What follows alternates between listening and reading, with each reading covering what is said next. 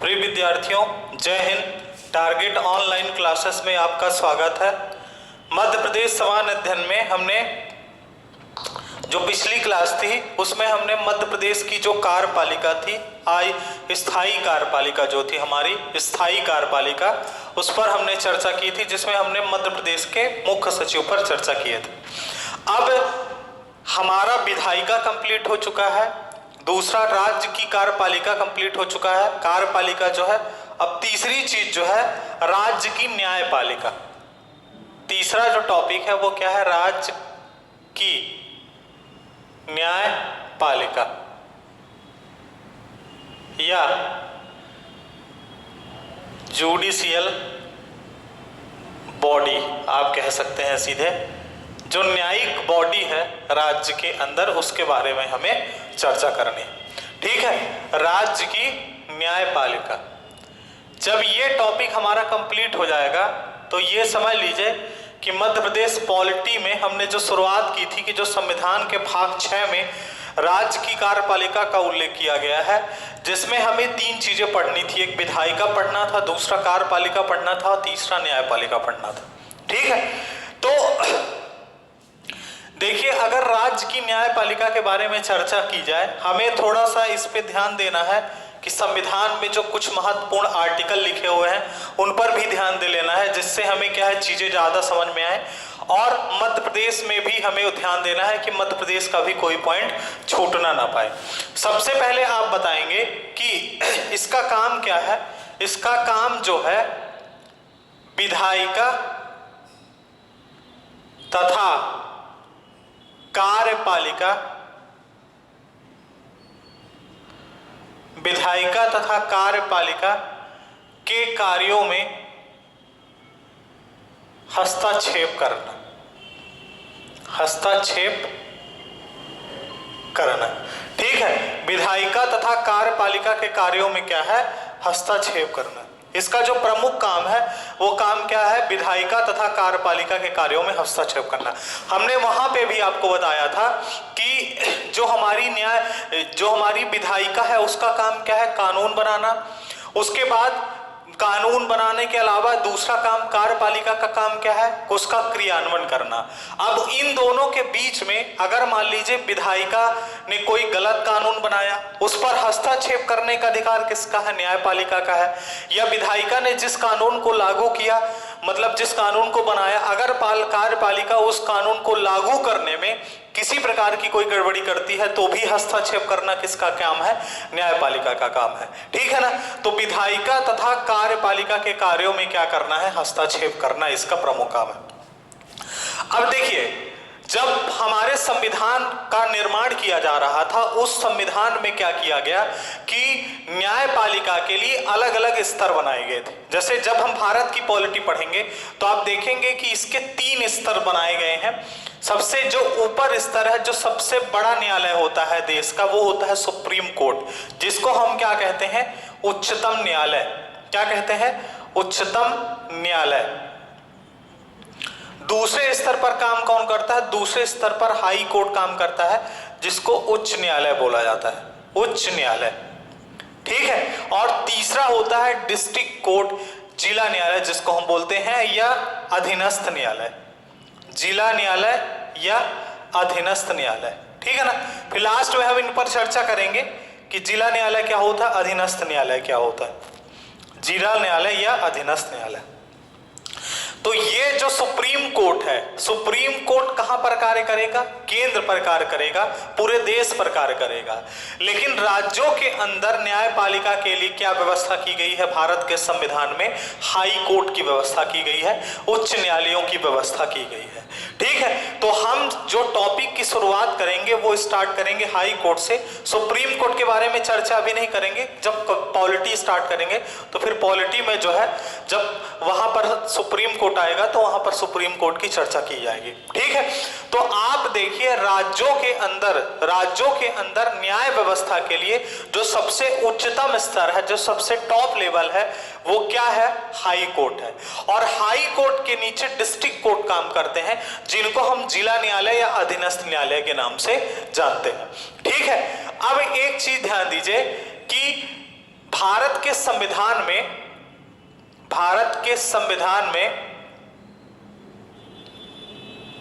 राज्यों में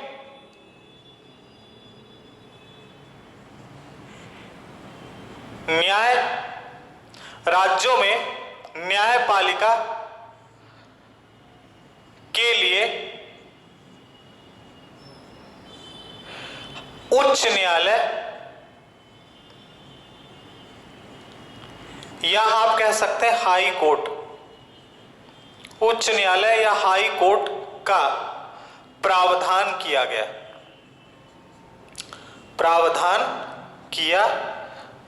है। ठीक है, राज्यों के अंदर क्या किया गया है कि न्याय व्यवस्था के लिए या न्यायपालिका के लिए हाई कोर्ट की व्यवस्था की गई है।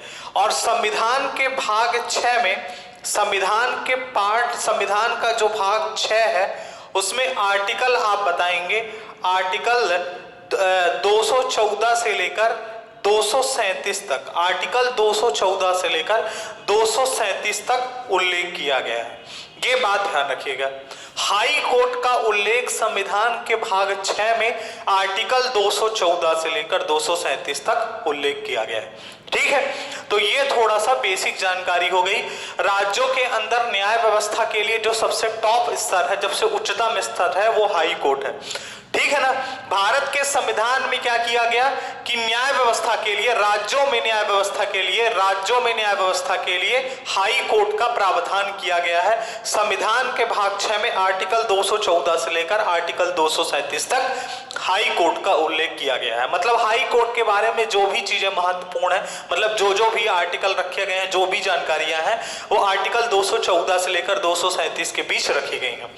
ठीक है, अब थोड़ा सा एक चीज और यहां पर क्लियर कर दें कि ये कॉन्सेप्ट वास्तव में आया कैसे, आप इसको नोट कर लीजिएगा। देखिए, सबसे पहली चीज आपको यह ध्यान रखना है कि हाई कोर्ट का गठन भारत में पहली बार जो है, भारत में आप ऐसा बताएं कि 1861 में वायसराय लॉर्ड कैनिंग जब थे, लॉर्ड कैनिंग, इनके शासनकाल के दौरान एक अधिनियम आया था। वायसराय लॉर्ड कैनिंग के समय एक अधिनियम आया था जिसको हम कहते हैं high court act, high court act 1861। ठीक है, हाई कोर्ट एक्ट 1861। इस अधिनियम के तहत आप बताएंगे, इस अधिनियम के तहत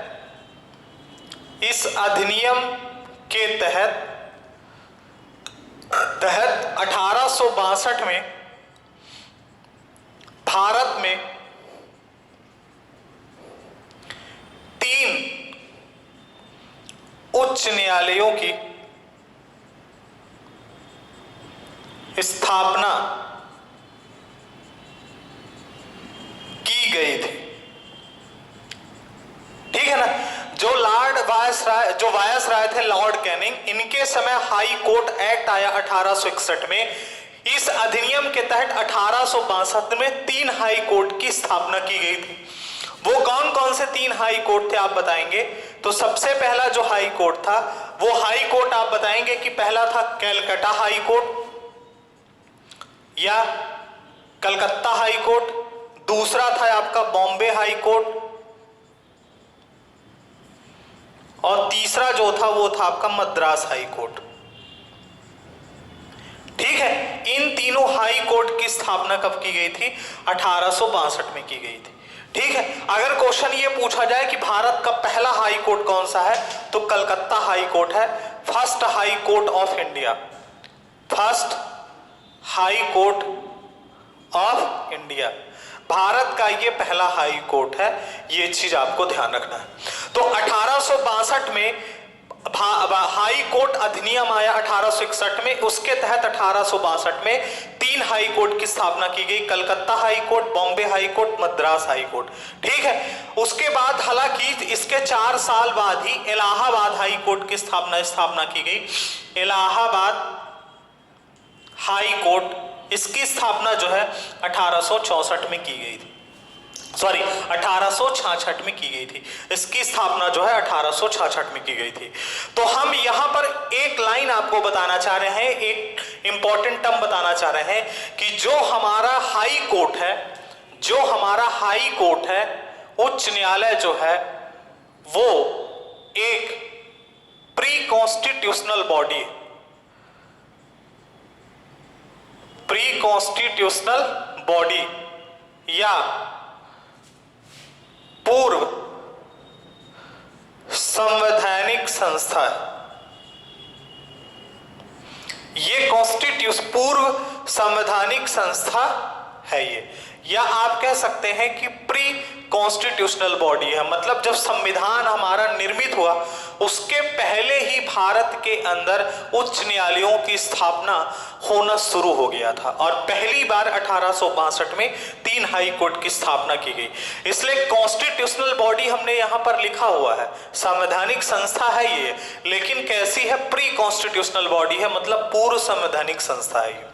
ठीक है, तो ये चीज आपको ध्यान रखना है। यहां से ये भी हमें पता चल गया कि भारत में हाई कोर्ट का पहली बार गठन 1862 में किया गया।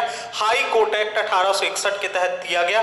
3 हाई कोर्ट स्थापित किए गए, पहले Calcutta high court, Bombay high court, Madras high court और इलाहाबाद हाई कोर्ट की स्थापना 1866 में की गई।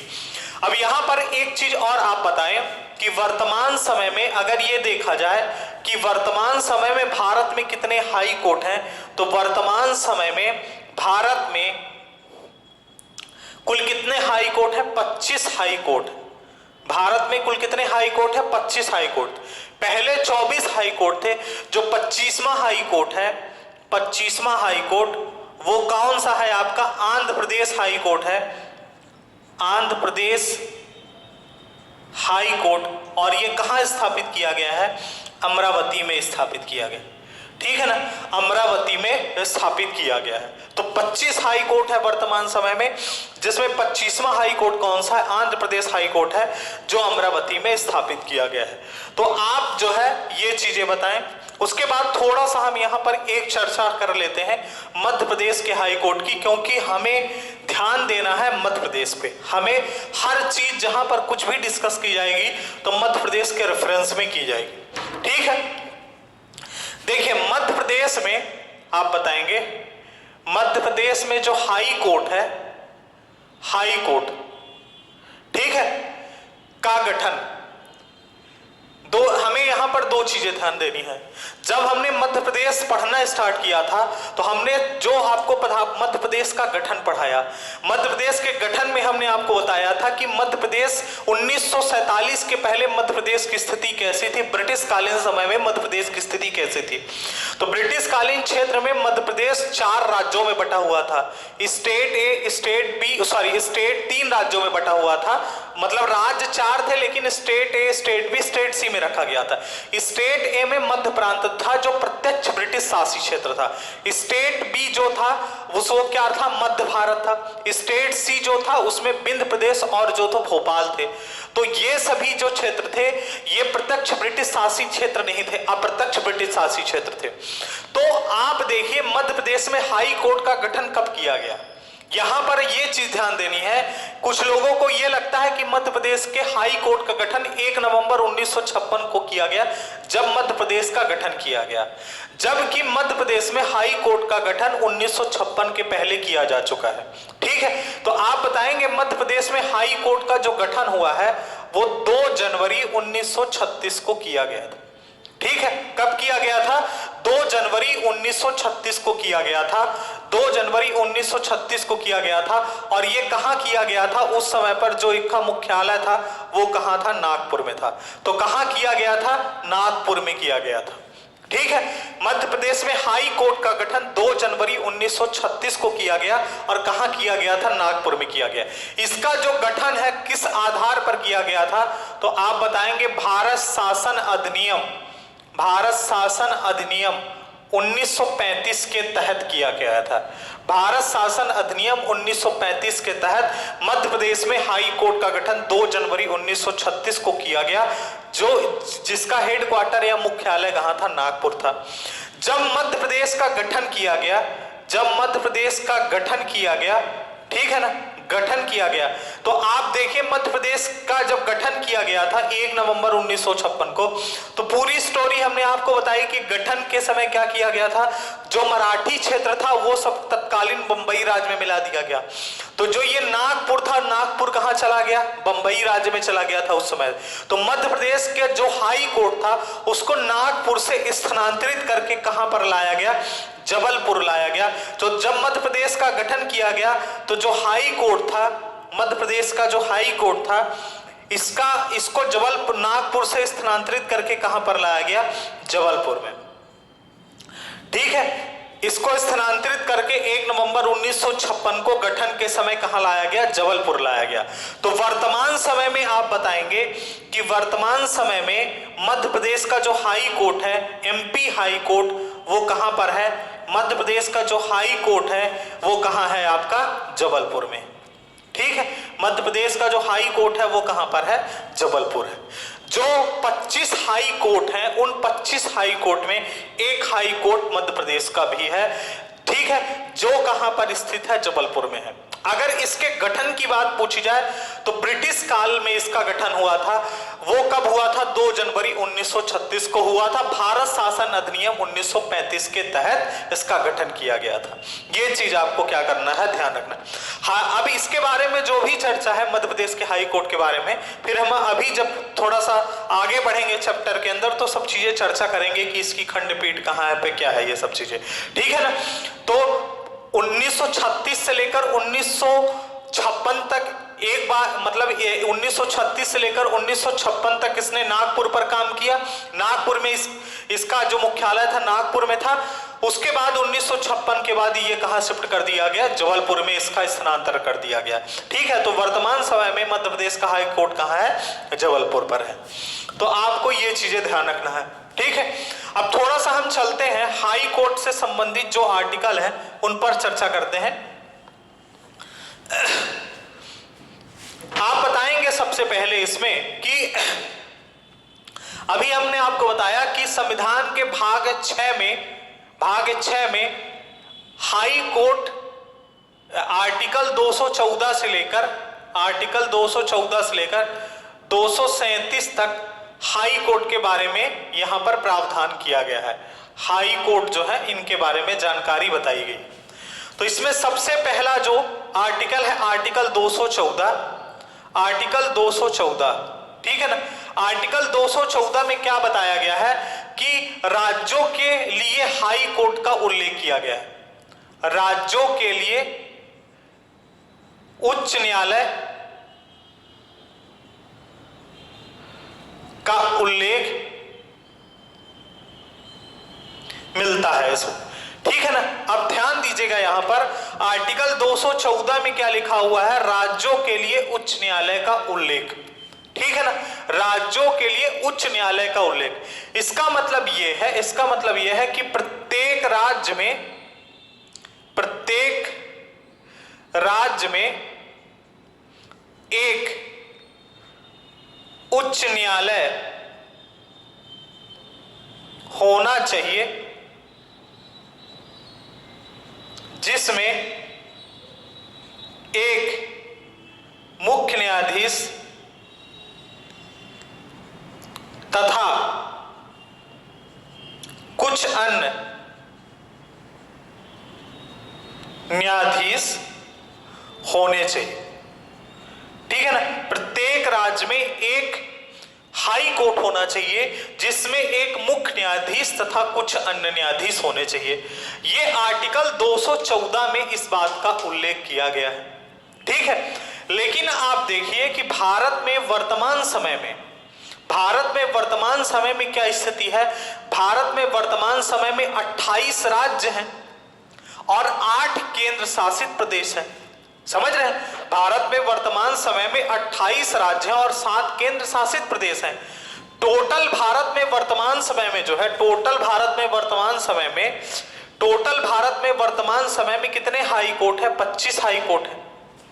और 25 हाई कोर्ट में 2 हाई कोर्ट ऐसे हैं, जैसे एक हाई कोर्ट है दिल्ली में और दूसरा हाई कोर्ट जो है आप बताएंगे जम्मू कश्मीर में है।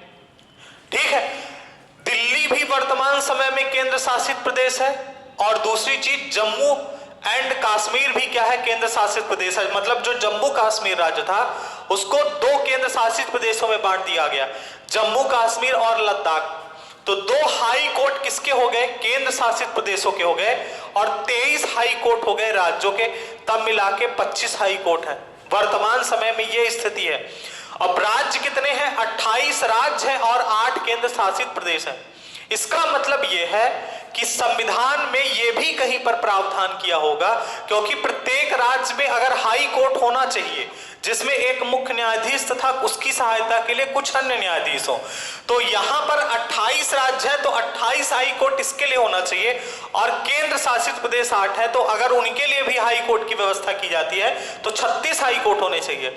लेकिन हाई कोर्ट कितने हैं, 25 हैं। तो आप इसके बारे में एक पॉइंट बताएंगे कि संविधान में एक संशोधन किया गया था, आप बताएंगे 7वें संविधान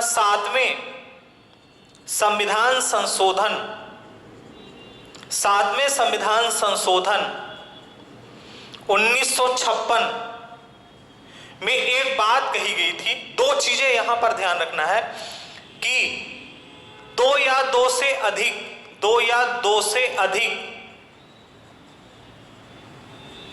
राज्यों के लिए, 2 या 2 से अधिक राज्यों के लिए एक उच्च न्यायालय हो सकता है। ठीक है, 2 या 2 से अधिक राज्यों के लिए एक उच्च न्यायालय हो सकता है। ये बात आर्टिकल जो है ये बात 7वें संविधान संशोधन के तहत कही गई थी, और इसको आर्टिकल 231 में इसका उल्लेख किया गया। दूसरी चीज, आपको एक चीज ये भी ध्यान रखना है कि 7वें संविधान संशोधन में ये बात कही गई कि 2 या 2 से अधिक राज्यों के लिए एक हाई कोर्ट या एक संयुक्त उच्च न्यायालय हो सकता है। आप ऐसा लिख लीजिए, एक संयुक्त उच्च न्यायालय हो सकता है। दूसरी चीज ये भी बात कही गई कि एक उच्च न्यायालय के मुख्य न्यायाधीश को दूसरे उच्च न्यायालय का भी अतिरिक्त प्रभार दिया जा सकता है। 7वें संविधान संशोधन 1956 में दो महत्वपूर्ण चीजें हैं आपको जो ध्यान रखनी है। पहली चीज ये कि 2 या 2 से अधिक राज्यों के लिए एक संयुक्त हाई कोर्ट भी हो सकता है, और एक राज्य का मतलब एक उच्च न्यायालय का मुख्य न्यायाधीश दूसरे उच्च न्यायालय के मुख्य न्यायाधीश को भी उसका अतिरिक्त प्रभार दिया जा सकता है। जैसे राज्यपाल के बारे में हमने चर्चा की थी कि एक राज्यपाल को दूसरे राज्यपाल का अतिरिक्त प्रभार दिया जा सकता है, उसी प्रकार एक उच्च न्यायालय के मुख्य न्यायाधीश को दूसरे उच्च न्यायालय के, अगर मान लीजिए वहां पद खाली है, नियुक्ति नहीं हो पा रही है, तो दूसरे उच्च न्यायालय का भी अतिरिक्त प्रभार दिया जा सकता है। ये 7वें संविधान संशोधन 1956 के तहत ये कहा गया था। ठीक है ना। तो आर्टिकल 214 में क्या कहा गया कि राज्यों के लिए उच्च न्यायालय का उल्लेख किया गया है। मतलब यह है कि प्रत्येक राज्य में एक उच्च न्यायालय होना चाहिए जिसमें एक मुख्य न्यायाधीश तथा कुछ अन्य न्यायाधीश होने चाहिए। दूसरी चीज, 2 या 2 से अधिक राज्यों के लिए एक संयुक्त उच्च न्यायालय भी हो सकता है, और दूसरी चीज, एक उच्च न्यायालय का मुख्य न्यायाधीश दूसरे उच्च न्यायालय के मुख्य न्यायाधीश में अतिरिक्त प्रभार के रूप में भी कार्य कर सकता है। लेकिन ये डिसाइड कौन करेगा, तो आप बताएंगे कि ये जो डिसाइड करेगा, ये अधिकार किसको दिया गया है? ये अधिकार जो दिया गया है संसद को दिया गया है। किसको दिया गया है? ये अधिकार संसद को दिया गया है। समझ रहे हैं? संसद डिसाइड करेगी। आप ये कह लीजिए कि एक तरह से आप कह लीजिए कि राष्ट्रपति डिसाइड करेगा कि किस व्यक्ति, किस उच्च न्यायालय के मुख्य न्यायाधीश को किस दूसरे राज्य का प्रभार देना है। समझ रहे हैं? अगर इसके बारे में ऐसी कोई भी चीजें की जाती हैं कि एक न्यायाधीश को, मुख्य न्यायाधीश को दूसरे राज्य के उच्च न्यायालय का प्रभार दिया जाता है, तो वो संसद डिसाइड करेगी, राष्ट्रपति डिसाइड करेगा। ये आर्टिकल 214 है। अब यहां पर दो चीजें समझना और जरूरी है, यहीं पर समझ लेते हैं तो ज्यादा ठीक रहेगा। देखिए, अगर इसके हिसाब से बात किया जाए तो अभी 2 आर्टिकल और देख लेते हैं, फिर जो है आपको दिखाते हैं कि कैसे एक उच्च न्यायालय के अधीन 3-3 राज्य जाते हैं। समझ रहे हैं? मतलब 3-3 राज्यों के लिए एक उच्च न्यायालय काम करता है। आर्टिकल 241 में यह कहा गया है कि संसद केंद्र शासित संसद केंद्र शासित प्रदेशों में उच्च न्यायालयों की स्थापना कर सकती है, स्थापना कर सकती है। आर्टिकल 241 में इस बात का उल्लेख किया गया कि संसद केंद्र शासित प्रदेशों के लिए अलग से उच्च न्यायालय की स्थापना कर सकती है। संसद केंद्र शासित प्रदेश में अलग से उच्च न्यायालय की स्थापना कर सकती है। यह उल्लेख आर्टिकल 241 में किया गया। मतलब राज्यों के लिए उच्च न्यायालयों की स्थापना का उल्लेख तो आर्टिकल 214 में ही मिलता है। केंद्र शासित प्रदेशों के लिए भी उच्च न्यायालय की व्यवस्था हमारे संविधान में की गई है आर्टिकल 241 में। और देखिए, केंद्र शासित प्रदेश बहुत छोटा होता है और एक छोटे से स्थान पर उच्च न्यायालय की स्थापना करना जो है सही भी नहीं रहता है। इसलिए भारत में क्या किया गया है कि जब जम्मू कश्मीर एक राज्य के रूप में था, तब तो जम्मू कश्मीर में हाई कोर्ट है, वहां का पर्सनल हाई कोर्ट है। लेकिन अब वहां पर क्या किया गया है कि एक राज्य से 2 केंद्र शासित प्रदेश बना दिए गए। तो जम्मू कश्मीर और लद्दाख केंद्र शासित प्रदेश के लिए जम्मू कश्मीर हाई कोर्ट है, ठीक है ना। तो एक आर्टिकल इससे रिलेटेड और है, वो आर्टिकल आपका है आर्टिकल 230। आर्टिकल 230 में यह कहा गया कि संसद किसी केंद्र शासित प्रदेश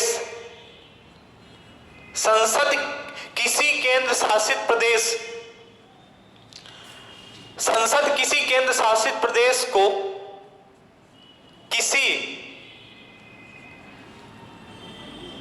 किसी राज्य के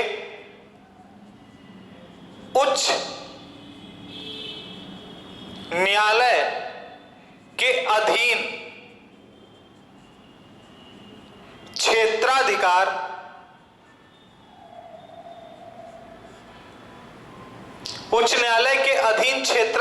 सौंप सकती है। मतलब यह है सीधा सा इसका कि आर्टिकल 241 में यह कहा गया है कि संसद केंद्र शासित प्रदेशों के लिए अलग से उच्च न्यायालय की स्थापना कर सकती है, और अगर नहीं करती है तो उस केंद्र शासित प्रदेश को किसी राज्य के हाई कोर्ट से अटैच कर दिया जाता है कि उस केंद्र शासित प्रदेश के अंदर न्यायपालिका से संबंधित जो भी काम होंगे वो उस राज्य का हाई कोर्ट तय करेगा या हाई कोर्ट निर्धारित करेगा। समझ रहे हैं? तो संसद, ये आर्टिकल 230 में कहा गया है कि संसद किसी भी केंद्र शासित प्रदेश को किसी राज्य के हाई कोर्ट के अधीन क्षेत्राधिकार सौंप सकती है। मतलब उसको किसी केंद्र शासित प्रदेश को किसी राज्य के हाई कोर्ट के साथ अटैच कर देती है। अब इस चीज को समझने के लिए आपको मैं एक पॉइंट यहां पर समझाता हूं। देखिए, जब सबसे पहले आप देखिए, जैसे चंडीगढ़ हाई कोर्ट है, चंडीगढ़ हाई कोर्ट जो है, इसमें 3 जो है आपके, एक केंद्र शासित प्रदेश आता है, चंडीगढ़ के लिए भी हाई कोर्ट है चंडीगढ़ हाई कोर्ट, पंजाब के लिए भी हाई कोर्ट कौन सा है, पंजाब के लिए भी हाई कोर्ट है चंडीगढ़ हाई कोर्ट, और हरियाणा के लिए भी कौन सा हाई कोर्ट काम करेगा, तो वो करेगा चंडीगढ़ हाई कोर्ट। अब ये देखिए, चंडीगढ़ केंद्र शासित प्रदेश है, पंजाब और हरियाणा राज्य है। मतलब यह है कि केंद्र शासित प्रदेश को किसी राज्य के हाई कोर्ट के साथ भी सौंपकर वहां के अधिकार सौंपे जा सकते हैं। दूसरी चीज, 2 केंद्र शासित प्रदेशों के लिए एक हाई कोर्ट भी हो सकता है। जैसे अगर बात किया जाए कि जम्मू कश्मीर हाई कोर्ट, इसके अंदर 2 केंद्र शासित प्रदेश आते हैं, एक आता है लद्दाख और दूसरा कौन सा आता है, जम्मू एंड कश्मीर आता है। समझ रहे हैं? तो ये चीज हमें क्या करनी है, ध्यान देनी है। अगर आपको एक आध एग्जांपल और समझना है तो और समझा देते हैं। जैसे अगर आप बात करें कि बॉम्बे हाई कोर्ट जो है, बॉम्बे हाई कोर्ट में सबसे पहले महाराष्ट्र स्टेट आता है, समझ रहे हैं। दूसरा आप बात करेंगे गोवा भी आता है, तीसरा आप बात करेंगे Dadar and Nagar Haveli and Daman and द्वीप। इन दोनों केंद्र शासित प्रदेशों को इकट्ठा कर दिया गया है। तो आप देखिए यहां पर एक राज्य, दूसरा राज्य और तीसरा केंद्र शासित प्रदेश है। समझ रहे हैं? तो इस प्रकार हमारे संविधान में न्याय व्यवस्था को रखा गया है। राज्यों के अंदर न्याय व्यवस्था को या न्यायपालिका को इस प्रकार से जो है रखा गया है। ठीक है, तो ये पहला जो आर्टिकल है, आर्टिकल 214, इसमें क्या कहा गया है? इसमें राज्यों के अंदर हाई कोर्ट का उल्लेख किया गया है। अब दूसरा पॉइंट समझते हैं, आर्टिकल 215। अब देखिए आर्टिकल 214 के अनुसार मध्य प्रदेश में भी एक हाई कोर्ट है, और वो कहां पर है? जबलपुर में हाई कोर्ट है। आर्टिकल 214 के अनुसार मध्य प्रदेश में भी एक हाई कोर्ट है। ठीक है ना, मध्य प्रदेश में भी हाई कोर्ट है, और वो कहां पर है? वो है आपका जबलपुर में है। एमपी हाई कोर्ट वो कहां है? आपका जबलपुर में है। ठीक है ना, जबलपुर में हमारा उच्च न्यायालय कहां है? ये आप ध्यान रखिएगा, मध्य प्रदेश का उच्च न्यायालय कहां पर है? जबलपुर में है। ठीक है, और इसकी स्थापना हम आपको बता ही चुके हैं। इसकी स्थापना वैसे तो 2 जनवरी 1936 में की गई थी, और उस समय पर इसका जो हेडक्वार्टर था वो नागपुर था। जब इसकी स्थापना की गई तब इसका हेडक्वार्टर कहां था? नागपुर था। उसके बाद इसको 1 नवंबर 1956 को जब मध्य प्रदेश का गठन किया गया तो नागपुर से कहां शिफ्ट कर दिया गया? जबलपुर शिफ्ट कर दिया गया। ठीक है, अब एक चीज यहां पर और डिस्कस कर ली जाती है। देखिए मध्य प्रदेश में क्या किया गया है कि न्याय व्यवस्था को सुचारू रूप से क्या करने के लिए, न्याय व्यवस्था को सुचारू रूप से पूरे प्रदेश के अंदर बनाए रखने के लिए 2 खंडपीठों की स्थापना की गई है। 2 खंडपीठ जो है बनाई गई है, वो कौन कौन सी है? ठीक है, तो मध्य प्रदेश में क्या किया गया है? मध्य प्रदेश में न्याय व्यवस्था को सुचारू रूप से पूरे प्रदेश के अंदर चलाने के लिए 2 खंडपीठों की, क्योंकि पूरा अगर जबलपुर हाई कोर्ट अगर खंडपीठें ना बनाई जाए, जबलपुर हाई कोर्ट में ही सभी मुकदमे आएंगे, हर प्रकार के केस आएंगे। तो काम को क्या करने के लिए, कम करने के लिए, या काम को आप ये कह लीजिए कि सही ढंग से करने के लिए 2 खंडपीठों की स्थापना की गई थी। 1 नवंबर 1956 को ही 2 खंडपीठें स्थापित की गई थी, ये बात ध्यान रखिएगा। लेकिन उस समय पर ये खंडपीठें जो है अस्थायी थी। ठीक है ना, ये खंडपीठों की स्थापना जो होती है राष्ट्रपति के आदेश के बाद की जाती है। राष्ट्रपति डिसाइड करता है, संसद डिसाइड करती है। मध्य प्रदेश में एक खंडपीठ है आपकी ग्वालियर, और दूसरी खंडपीठ जो है आपकी वो इंदौर है। ठीक है ना, दूसरी खंडपीठ कौन सी है? इंदौर है। उसके बाद क्या होता है कि 28 नवंबर 1968 को राष्ट्रपति के आदेश के बाद इन खंडपीठों को क्या कर दिया जाता है? स्थायी कर दिया जाता है। इन खंडपीठों को क्या कर दिया जाता है? स्थायी कर दिया जाता है। समझ रहे हैं? एक खंडपीठ ग्वालियर हो गई, दूसरी इंदौर हो गई। 28 नवंबर 1968 के बाद इन खंडपीठों को राष्ट्रपति के आदेश के बाद इन खंडपीठों को स्थायी कर दिया गया। अब मध्य प्रदेश में एक तीसरी खंडपीठ प्रस्तावित है, ये बताना है आपको। मध्य प्रदेश में एक तीसरी खंडपीठ जो है वो आपकी प्रस्तावित है, और वो कहां प्रस्तावित है? भोपाल में प्रस्तावित है। मध्य प्रदेश की तीसरी खंडपीठ कहां प्रस्तावित है? भोपाल में प्रस्तावित है। ठीक है ना, तो ये आर्टिकल 214 से संबंधित महत्वपूर्ण जानकारियां हो गई। अब देखिए आर्टिकल 215 बहुत इंपॉर्टेंट आर्टिकल है, आपको इस आर्टिकल को समझना इंपॉर्टेंट है। ठीक है ना, आर्टिकल 215 में क्या कहा गया है? आर्टिकल 215 में यह कहा गया कि उच्च न्यायालय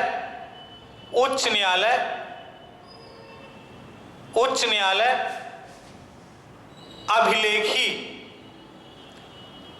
उच्च न्यायालय अभिलेख न्यायालय होगा। ठीक है, उच्च न्यायालय जो है अभिलेख न्यायालय होगा। आर्टिकल 215 में यह कहा गया। अब अगर आपने भारत की पॉलिटी पढ़ी होगी तो आपने ये पढ़ा होगा कि सुप्रीम कोर्ट भी क्या है? एक अभिलेख न्यायालय है। सुप्रीम कोर्ट भी क्या है? एक अभिलेख न्यायालय है। उसी प्रकार राज्यों के अंदर जो हाई कोर्ट है, हाई कोर्ट भी क्या है? एक अभिलेख न्यायालय है। अभिलेख न्यायालय का मतलब ये होता है कि कोर्ट ऑफ रिकॉर्ड इसको कहा जाता है, कोर्ट ऑफ रिकॉर्ड। अब इसका मतलब समझना है, ये बहुत इंपॉर्टेंट आर्टिकल है, आर्टिकल 215। उच्च न्यायालय एक अभिलेख न्यायालय है, इसका मतलब यह है कि प्रत्येक उच्च न्यायालय एक अभिलेख न्यायालय है, यह न्यायालय प्रत्येक उच्च न्यायालय एक अभिलेख न्यायालय के रूप में कार्य करता है। इसका मतलब यह है कि अभिलेख न्यायालय का मतलब यह है प्रत्येक उच्च न्यायालय एक अभिलेख न्यायालय के रूप में काम करता है। इसका मतलब यह है कि उच्च न्यायालय के अंदर कोई भी कार्यवाही की जाएगी, अगर उच्च न्यायालय के अंदर कोई भी कार्यवाही की जाएगी तो उसका रिकॉर्ड रखा जाएगा। समझ रहे हैं? एक अभिलेख न्यायालय के रूप में काम करता है और अभिलेख न्यायालय का मतलब होता है कोर्ट ऑफ रिकॉर्ड। इसका मतलब यह है कि उच्च न्यायालय के अंदर अगर कोई भी कार्यवाही की जाती है उसका रिकॉर्ड रखा जाता है। और इसके नीचे जो अधीनस्थ न्यायालय काम करते हैं, उच्च न्यायालय के नीचे जो अधीनस्थ न्यायालय काम करते हैं, उच्च न्यायालय के निर्णयों का पालन करना अधीनस्थ न्यायालयों का क्या होता है? कर्तव्य होता है। यह बात ध्यान रखना है कि इसके नीचे जो अधीनस्थ न्यायालय काम करते हैं, उच्च न्यायालय के निर्णयों को मानना अधीनस्थ न्यायालयों का कर्तव्य है। ठीक है ना? मतलब ये बात ध्यान रखना है कि जो अधीनस्थ न्यायालय है वो, अगर मान लीजिए कि उच्च न्यायालय में कोई भी फैसला सुना दिया गया है, उच्च न्यायालय ने कोई भी फैसला सुना दिया गया है, तो अधीनस्थ न्यायालय उस फैसले में कोई भी परिवर्तन नहीं कर सकता। समझ रहे हैं? उच्च न्यायालय के कर्तव्यों का पालन करना अधीनस्थ न्यायालय का प्रमुख कर्तव्य है। ये बात ध्यान रखिएगा। कोई भी निर्णय अगर ऐसा उच्च न्यायालय ने कर दिया है, उसको पालन करना क्या है? आपका अधीनस्थ न्यायालयों का कर्तव्य है। पहली चीज तो ये। दूसरी चीज ये ध्यान रखना है कि प्रत्येक उच्च न्यायालय एक अभिलेख न्यायालय के रूप में कार्य करता है तथा न्यायालय की अवमानना करने पर, यह लाइन बहुत इंपॉर्टेंट है, न्यायालय की अवमानना करने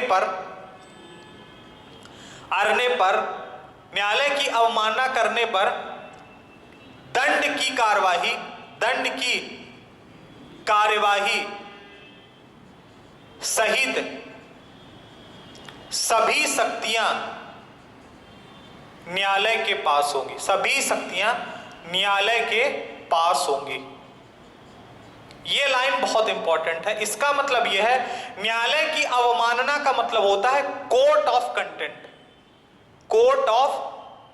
कंटेंट।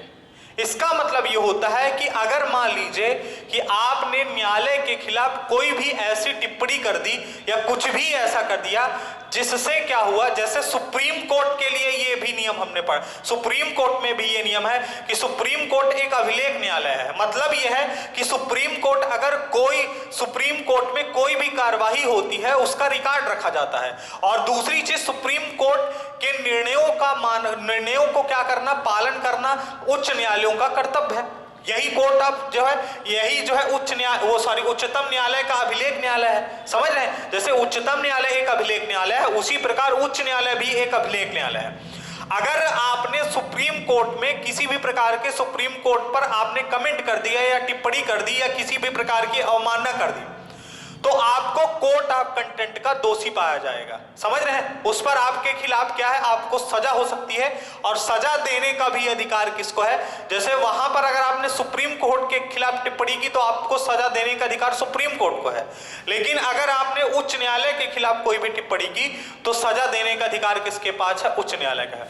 जैसे अभी कुछ दिन पहले केस हुआ है कि प्रशांत भूषण ने क्या किया था कि सुप्रीम कोर्ट के ट्वीट पर टिप्पणी कर दी थी, तो उनके ऊपर कोर्ट ऑफ कंटेंट का मुकदमा चलाया गया, न्यायालय की अवमानना का मुकदमा चलाया गया और उन्हें उसका दोषी पाया गया। अब उनको सजा देने का विचार किया जा रहा है कि उनको कौन सी सजा दी जाए। समझ रहे हैं? तो आर्टिकल 215 क्या है कि उच्च न्यायालय एक अभिलेख न्यायालय है। इसका मतलब यह है कि उच्च न्यायालय में कोई भी कार्यवाही होगी उसका रिकॉर्ड रखा जाएगा। दूसरी चीज, उच्च न्यायालय जो निर्णय देगा उन निर्णयों का पालन करना अधीनस्थ न्यायालयों का प्रमुख कर्तव्य है। दूसरी चीज, उच्च न्यायालय की किसी भी प्रकार से अवमानना नहीं की जा सकती है। अगर किसी ने इसकी अवमानना की तो उसके ऊपर कोर्ट ऑफ कंटेंट का केस लगेगा और उसके ऊपर कार्यवाही की जाएगी और उसको क्या होगा? सजा दी जाएगी। ये आर्टिकल 215 में कहा गया है। ये आर्टिकल बहुत इंपॉर्टेंट है, ये बात ध्यान रखिएगा। पॉलिटी के हिसाब से भी इंपॉर्टेंट है और हमें जानकारी भी होनी चाहिए इसके बारे में, इस आर्टिकल के बारे में, आर्टिकल 215 में। अब आप देखिए आर्टिकल 216 में क्या कहा गया है। तो आर्टिकल 216 में उच्च न्यायालय की संरचना या गठन के बारे में उल्लेख किया गया है। ठीक है, आर्टिकल 216 में उच्च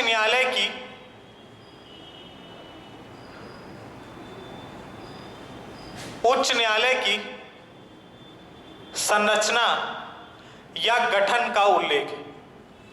अगर आपसे क्वेश्चन ये पूछा जाए कि उच्च न्यायालय का उल्लेख किस आर्टिकल में मिलता है, तो आर्टिकल 214 बताएंगे। और अगर ये क्वेश्चन पूछा जाता है कि उच्च न्यायालय के गठन या संरचना का उल्लेख किस आर्टिकल में मिलता है, तो आर्टिकल 216 में मिलता है। देखिए आर्टिकल 216 क्या कहता है कि उच्च न्यायालय में, प्रत्येक उच्च न्यायालय में, ऐसा लिखिए, प्रत्येक उच्च न्यायालय में एक मुख्य न्यायाधीश तथा कुछ अन्य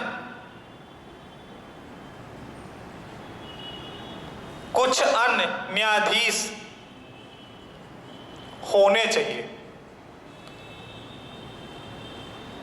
ठीक है, प्रत्येक न्यायालय में एक मुख्य न्यायाधीश या चीफ जस्टिस और कुछ अन्य न्यायाधीश होने चाहिए। ठीक है, जिनकी संख्या, अन्य न्यायाधीशों की संख्या, जिनकी संख्या राष्ट्रपति समय समय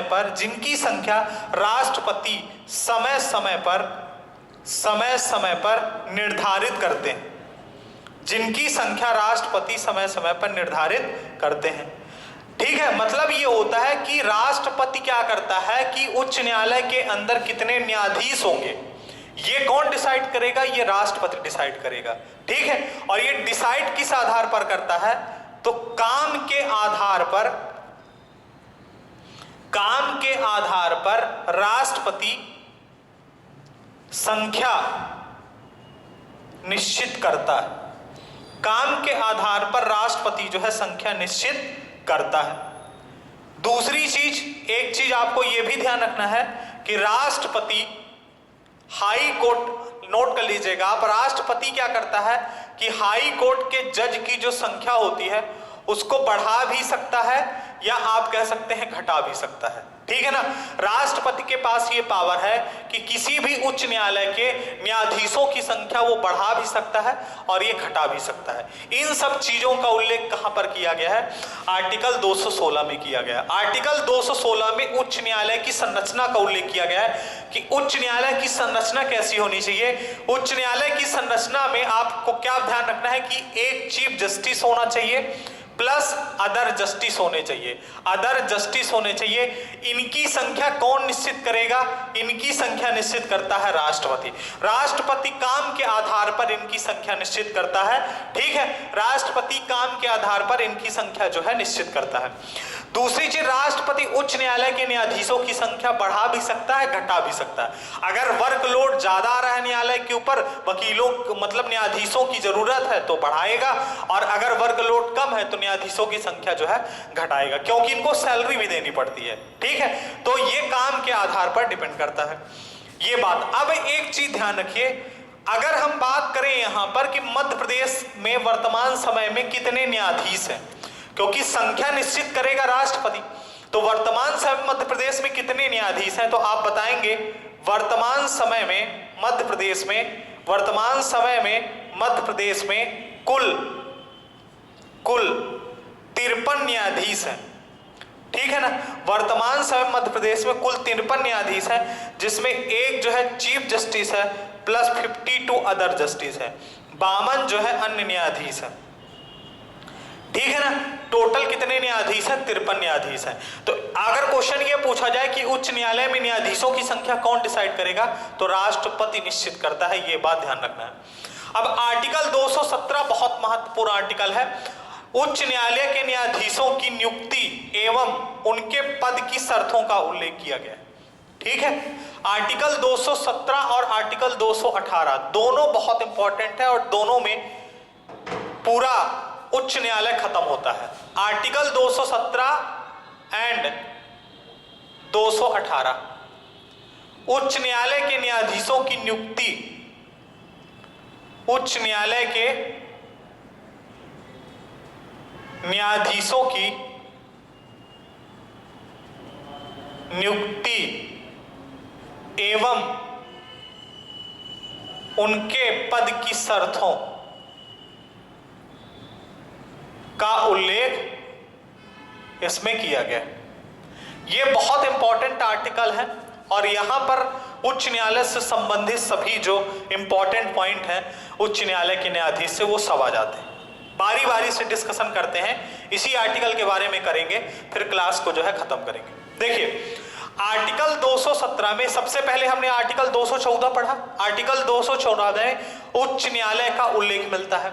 आर्टिकल 215 में उच्च न्यायालय एक अभिलेखी न्यायालय है तथा उसकी अवमानना पड़ने पर आपको कोर्ट ऑफ कंटेम्प्ट का केस लगेगा। आर्टिकल 215 में हमने ये पढ़ा। आर्टिकल 216 में हमने पढ़ा उच्च न्यायालय की संरचना या गठन के बारे में हमने पढ़ा कि उसका स्वरूप कैसा होना चाहिए। आर्टिकल 217 में और 18 में उच्च न्यायालय के न्यायाधीशों की नियुक्ति एवं उनके पद की शर्तों का उल्लेख मिलता है इसमें।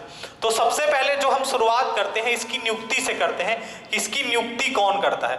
उच्च न्यायालय के न्यायाधीशों की नियुक्ति कौन करता है, ये बात ध्यान रखना है सबसे पहले जी। इनका अपॉइंटमेंट कौन करता है?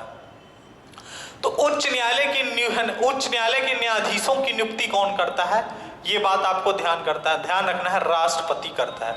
नियुक्ति कौन करता है? राष्ट्रपति करता है। ठीक।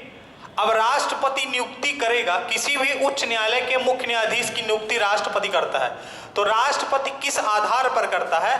हमने आपको बताया था कि राज्यपाल की नियुक्ति, सुप्रीम कोर्ट के न्यायाधीशों की नियुक्ति, उच्च न्यायालय के न्यायाधीशों की नियुक्ति का तरीका राष्ट्रपति का एक ही है। राष्ट्रपति क्या करता है कि एक अध्यादेश या परिपत्र या वारंट जारी करता है। ठीक है, राष्ट्रपति एक अध्यादेश, परिपत्र या वारंट जारी करता है। उच्च न्यायालय के न्यायाधीशों की नियुक्ति के लिए राष्ट्रपति ऑफिस से, जो प्रेसिडेंट ऑफ इंडिया का ऑफिस है, वहां से एक अध्यादेश निकलेगा, परिपत्र निकलेगा या वारंट वहां से राष्ट्रपति जारी करेगा। ठीक है। अब देखिए किसी भी व्यक्ति की नियुक्ति अगर राष्ट्रपति करता है तो कुछ मापदंड डिसाइड हैं कि किससे सलाह लेगा, वो क्या करेगा, कैसे करेगा। ठीक है, तो आप बताएंगे। देखिए हाई कोर्ट में दो प्रकार के न्यायाधीश होते हैं। एक होता है मुख्य न्यायाधीश जिसको हम चीफ जस्टिस कहते हैं, और दूसरे होते हैं अदर जस्टिस या अदर न्यायाधीश होते हैं, जो अन्य न्यायाधीश होते हैं। तो जब हाई कोर्ट के मुख्य न्यायाधीश की नियुक्ति करेगा तो हाई कोर्ट के मुख्य न्यायाधीश की नियुक्ति करते समय क्या करेगा? राष्ट्रपति क्या करेगा? ध्यान रखिएगा, राष्ट्रपति उस कंडीशन पर जो भारत का चीफ जस्टिस ऑफ इंडिया होगा, chief justice of India plus उस राज्य के गवर्नर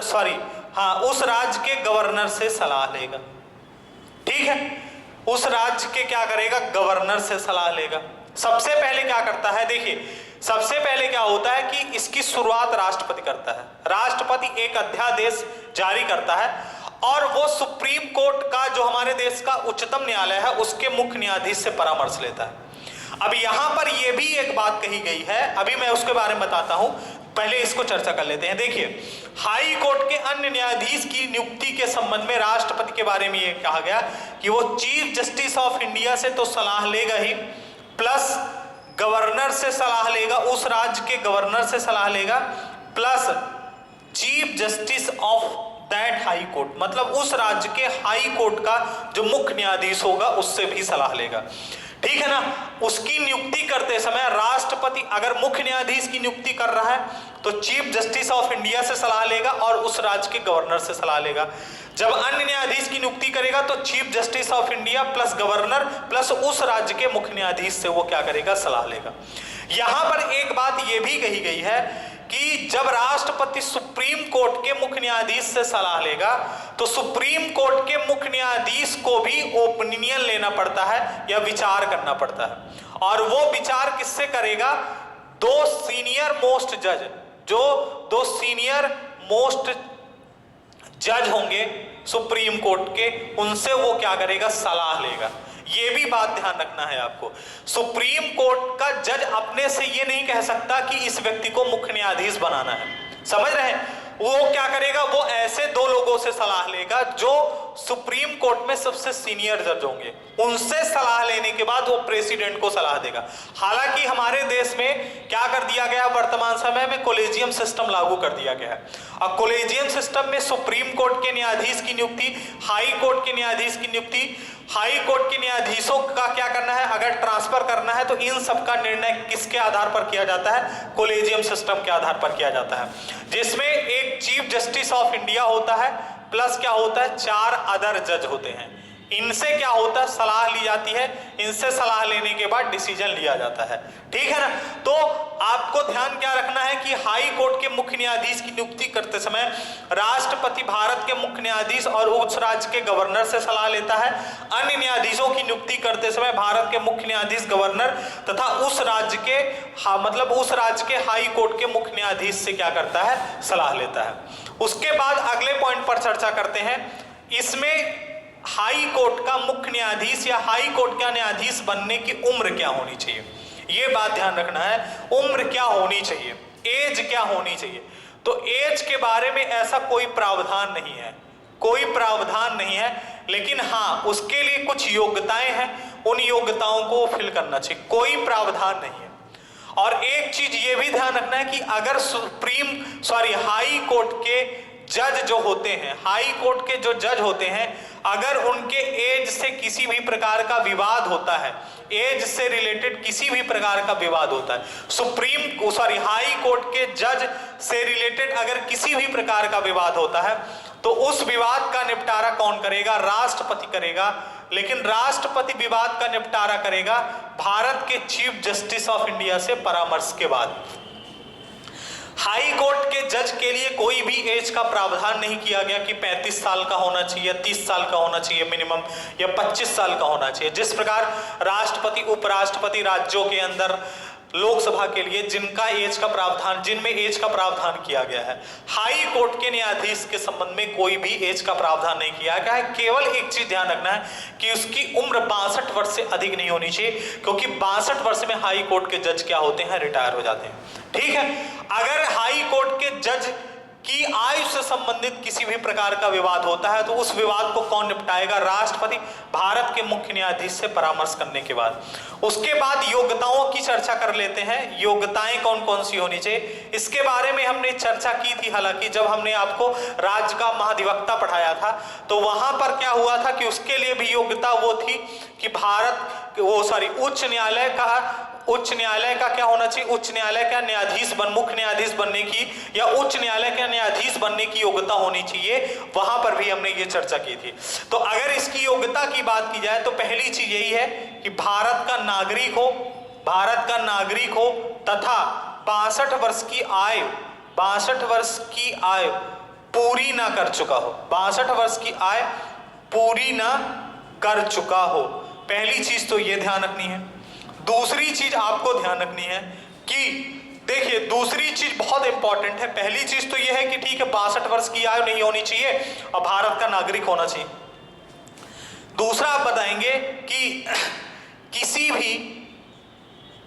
भी न्यायालय में न्यूनतम 10 वर्षों तक न्यायिक पद पर काम किया, न्यायिक पद पर काम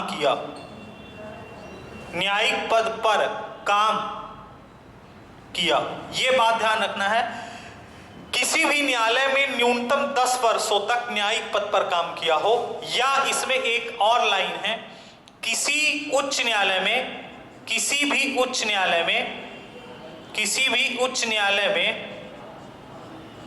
न्यूनतम 10 वर्षों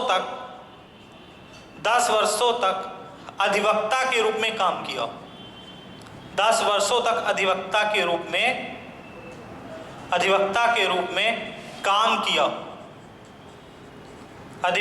रूप में काम किया हो। यह बात ध्यान रखना।